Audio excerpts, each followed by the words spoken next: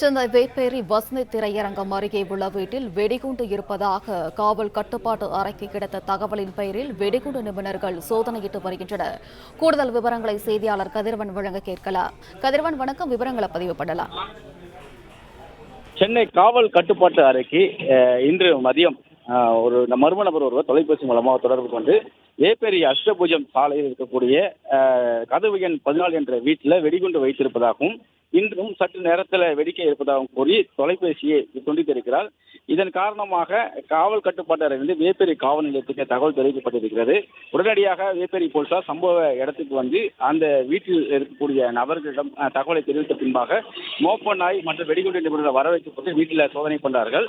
தரைத்தளம் முதற்தளம் ஆகிய 2 தளத்திற்குரிய அறைகள் அனைத்துமே சோதனைகள் மேற்கொள்ளப்பட்ட பின்னர் அருகக்கூடிய அவரது கடைகளிலும் சோதனைகளானது மேற்கொள்ளப்பட்டது. இருசக்கர வாகனங்கள், அங்கு நிறுத்தி வைக்கப்பட்டிருந்த வாகனங்கள் எல்லாம் சோதனைகள் மேற்கொள்ளப்பட்டதில் அது வெறும் வதந்தி என்பதும் தெரிவிக்கப்பட்டிருக்கிறது.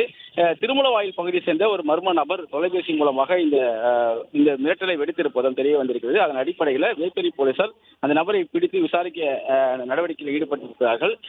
தொலைபேசி எண்ணை வைத்து தற்போது அந்த லொகேஷனை தேர்ஸ் பண்ணி திருமலவாயில் பகுதிக்கு சென்றிருப்பதாகவும் போலீசார் தரப்பில் தெரிவிக்கப்பட்டிருக்கிறது.